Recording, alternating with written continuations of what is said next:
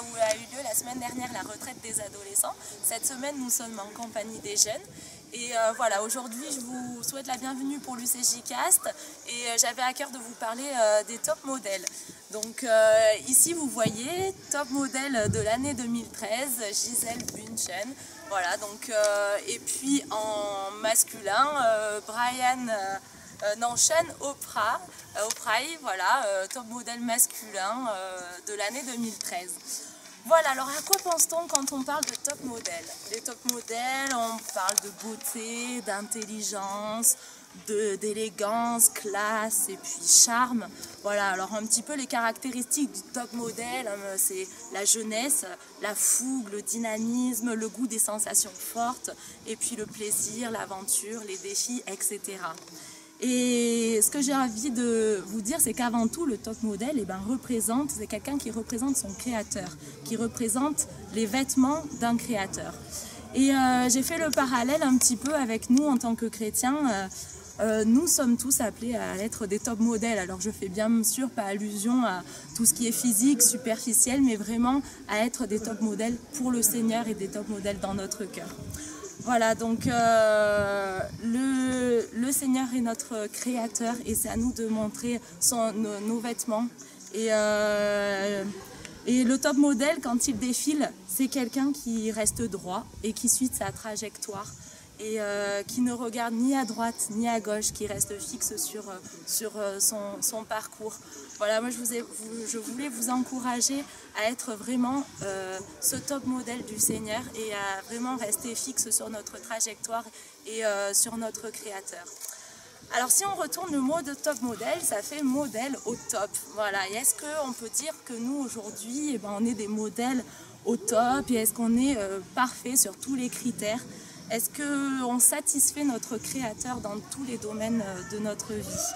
Voici les conseils que Paul donne à Timothée pour être des modèles dans 1 Timothée 4, verset 12. Je vais vous lire le verset. Que personne ne te méprise pour ton jeune âge, mais efforce-toi d'être un modèle pour les croyants, par tes paroles, par ta conduite, ton amour, ta foi et ta pureté.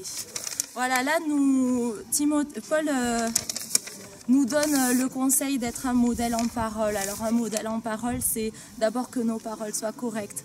Attention à la vulgarité, à la méchanceté, les choses qui peuvent blesser les autres. Voilà, ensuite, être un modèle dans nos paroles signifie qu'il y ait une harmonie entre ce que l'on dit, ce que l'on est, ce que l'on fait, qu'il y ait une cohésion entre ce que l'on pense et ce que l'on transmet aussi aux autres. Et enfin, être un modèle en parole, c'est que notre Créateur soit reconnu dans nos paroles et que nous vantions ses mérites et qu'on reconnaisse à travers nos paroles qui est notre Créateur. Voilà, ensuite, soit un modèle en conduite. Être un modèle en conduite, c'est qu'on va influencer les autres par justement cette conduite, ces gestes que l'on fait au quotidien. La conduite d'un top modèle, je l'ai dit tout à l'heure, c'est quelque chose de droit, de précis, de rigoureux et qui ne dévie pas de la trajectoire. Donc à nous d'être des modèles dans notre foi aussi, à rester droit et ferme dans ce qu'on vit avec le Seigneur. Ensuite, être un modèle en amour. Voilà, pour être un modèle en amour, c'est d'abord chercher à faire plaisir, rendre heureux l'autre et aimer tout un chacun. Dans la manière d'aimer Dieu et ensuite dans la manière d'aimer le prochain. Et le plus beau des modèles qu'on a eu pour l'amour, c'est de se donner comme Jésus s'est donné pour nous. Ensuite, on parle d'être un modèle en foi. Donc voilà, il faut... pour être un modèle en foi, rester calme et puis persévérer. C'est pas toujours évident. Et dans la tempête, garder foi. Et malgré tout ce qui pourra arriver, c'est dans notre vie, c'est faire confiance à Dieu et puis persévérer dans tout ce qu'on a à faire.